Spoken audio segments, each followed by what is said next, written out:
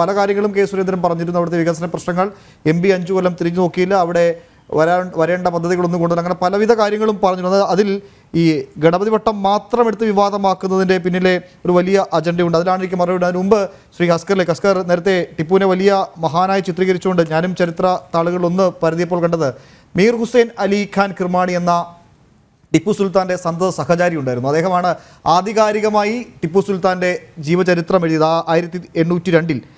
ആ പുസ്തകത്തിൻ്റെ പേര് നിഷാനി ഹൈദാരി എന്നാണ്. ആ പുസ്തകത്തിൽ എഴുതിയിരിക്കുന്ന ചില വരികൾ, അത് ബ്രിട്ടീഷുകാരാണ് പിന്നീട് തർജ്ജമ ചെയ്തത്. ആ പുസ്തകത്തിൽ എഴുതിയിരിക്കുന്ന ചില വരികൾ ടിപ്പുവിൻ്റെ വാളിൽ പോലും എഴുതിയിരുന്നത് അവിശ്വാസികളുടെ ഇടിമിന്നൽ എന്നായിരുന്നു. അതായത് തൻ്റെ മതത്തിനെതിരായി നിൽക്കുന്ന അല്ലെങ്കിൽ തൻ്റെ മതവുമായി ബന്ധപ്പെട്ട് നിൽക്കാത്ത ആളുകളുടെ ഇടിമിന്നലാണ് തൻ്റെ വാളെന്ന് പ്രഖ്യാപിക്കുകയും ഓരോ യുദ്ധത്തിന് ശേഷവും മതപരിവർത്തനം ചെയ്ത ആളുകളുടെ കണക്ക് പ്രത്യേകം രേഖപ്പെടുത്തുവാൻ അങ്ങനെ ഒരു മതവെറിയനെ അദ്ദേഹത്തെ ചിത്രീകരിച്ചത് RSSO BJPയോ മാത്രമല്ല 1802 അദ്ദേഹത്തിൻ്റെ സന്തത സഹചാരിയായ മീർ ഹുസൈൻ അലി ഖാൻ കിർമാണി എന്ന ആൾ കൂടിയാണ്. അതുകൂടി ഒന്ന് പറഞ്ഞു വെക്കണമെന്ന് തോന്നിയുകൊണ്ടാണ് ശ്രീ താങ്കളിലേക്ക് മടങ്ങിയെത്തുന്നതിന് മുമ്പ് ശ്രീ റോണിക്ക് ബേബി. അല്ല, ഇവിടെ ഞാന് പ്രിയപ്പെട്ട ശ്രീ ശിവശങ്കർ ഇവിടെ സംസാരിച്ച ചരിത്രത്തിലേക്ക് ഒന്നും വീണ്ടും പോയി ഞാനൊരു ഒരു ചർച്ചയുടെ ഗതി മാറ്റി പോകാൻ വേണ്ടി ഞാൻ ആഗ്രഹിക്കുന്നില്ല. എങ്കിലും ഞാൻ ഒരു കാര്യം എനിക്ക് പറയാതെ കടന്നു പോകാനും കഴിയുന്നില്ല. കാരണം അദ്ദേഹം പ്രസന്റ് ചെയ്യുന്ന ചരിത്രം എന്ന് പറയുന്നത് വളരെ ഏകപക്ഷീയമാണ് എന്ന് ഇത് എനിക്ക് മാത്രമല്ല ഇത് കേൾക്കുന്ന എല്ലാവർക്കും തോന്നിപ്പോവുകയാണ്. പക്ഷെ ഇവിടെ ഇന്ന് BJP സംഘപരിവാറും ഒക്കെ മാറ്റിമറിക്കാൻ വേണ്ടി ശ്രമിക്കുന്നത് നമ്മുടെ എല്ലാവരെയും ഉൾക്കൊള്ളുന്ന ഒരു ചരിത്ര ബോധത്തെയാണ്, അല്ലെ ഒരു സെക്കുലർ ആയിട്ടൊരു ചരിത്ര ബോധത്തെയാണ്. ഇത് വളരെ ഏകപക്ഷീയം. ഇവിടെ അദ്ദേഹം ഒരു മഹാ അത്ഭുതം എന്ന രീതിയിലൊക്കെ ഇവിടെ പറയുന്നു. EMSന്റെ പുസ്തകത്തെ കുറിച്ച് ഡോക്ടർ ഹെഡ്ഗേവാൾ ആരായിരുന്നു എന്നുള്ളത് ഇവിടെ എല്ലാവർക്കും അറിയാവുന്നതാണ്.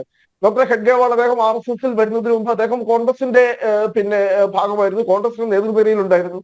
അദ്ദേഹം RSSൽ നിന്നുകൊണ്ട് തന്നെ അദ്ദേഹം കോൺഗ്രസ് നേതാക്കന്മാരുമായിട്ട് വലിയ അടുത്ത ബന്ധം അദ്ദേഹം പുലർത്തിയിരുന്നു. അങ്ങനെയാണ് 1931 സിവിൽ ഡിസൊബീഡിയൻ മൂവ്മെന്റിൽ അദ്ദേഹം അതിൽ പങ്കെടുക്കുവാനും ഒക്കെ അദ്ദേഹം തീരുമാനിച്ചത്. പക്ഷെ അതിന് പേരിൽ അദ്ദേഹത്തെ RSSലെ ഒറ്റപ്പെടുത്തുകയാണ് ഉണ്ടായത്. പിന്നീട് അതിൽ നിന്നുമാണ് മാധവ് സദാശിവ് ഗോൾവാൾക്കർ MS ഗോൾവാൾക്കറിലേക്ക് RSSന്റെ നേതൃത്വമൊക്കെ നീളുന്നത്. അപ്പൊ അത് അത്ര വലിയ EMSന്റെ പുസ്തകം അത്ര ഒരു നിഗൂഢമാണെന്നും രഹസ്യമാണെന്നും ഇതൊക്കെ ഇവിടെ എല്ലാവർക്കും അറിയാവുന്ന ഒരു ചരിത്രമൊക്കെയാണ്. പിന്നെ അതുപോലെ ഇനി എന്നോട് ഭയപ്പെട്ടു പോവുകയാണ്. വാഞ്ചിനാഥ് അയ്യറിനെ പോലും ഇനി ഒരു RSSകാരനായി മുദ്ര കുത്തുവാനുള്ള ഒരു നീക്കം പോലും ആരും വിസ്മരിക്കുകയോ ആരും മറന്നുപോയ ഒരാളല്ല ഈ പറയുന്ന വാഞ്ചിനാഥ് അയ്യർ എന്ന് പറയുന്ന ആള്. അദ്ദേഹത്തെ ഇനി ഒരു നാളെ ഒരു RSSകാരനായി പോലും കാണേണ്ടി വരുമോ എന്ന് പോലും ഞാൻ ഇവിടെ അത്ഭുതപ്പെട്ടു. പിന്നെ ഇവിടെ ഈ പറയുന്ന ആര്യ ദ്രാവണൻ എന്നും സൗത്ത് ഇന്ത്യൻ നോർത്ത് ഇന്ത്യൻ എന്നും ബ്രാഹ്മണൻ അബ്രാഹ്മണൻ എന്നുമുള്ള വിഭജനമൊക്കെ ഉണ്ടാക്കിയത് ഇപ്പോൾ കോൺഗ്രസ്സുകാരായി. അതിന്റെ കൂടി പാവന്മാർ ഇപ്പോൾ കോൺഗ്രസിന്റെ തലയിലായി. സംഘപരിവാരമൊക്കെ ഇപ്പോൾ വളരെ കൃത്യമായി തന്നെ അവരുടെ കരങ്ങളൊക്കെ ശുദ്ധമാണ് എന്ന് ഇവിടെ പുതിയ വ്യാഖ്യാനങ്ങൾ കേൾക്കുമ്പോൾ നമ്മളൊക്കെ ഭയപ്പെട്ടു പോയി. ആരാണ് ബ്രാഹ്മണൻ എന്നും അബ്രാഹ്മണൻ എന്നുമുള്ള തിയറികളൊക്കെ ഉണ്ടാക്കിയതെന്നും ബ്രാഹ്മണ മതം എന്താണെന്നുള്ളതും ബ്രാഹ്മണ മതത്തിന് പുതിയ പരിപ്രേക്ഷ്യമാണ് ഹിന്ദുത്വം എന്നുള്ളതും ഒക്കെ ഈ രാജ്യത്തുള്ള എല്ലാവർക്കും അറിയാം.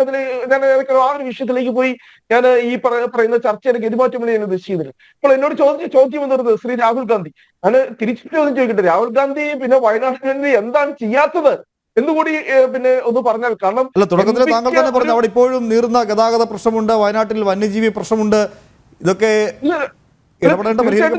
അല്ല അത് കേന്ദ്ര ഗവൺമെന്റ് ആണ് അതിന്റെ ഒരു ഉത്തരവാദി എന്ന് പറയുന്നത്. അവിടെ ഈ വിഷയങ്ങൾ പാർലമെന്റിൽ എത്തിക്കേണ്ടത് ആരാണ് സാർ?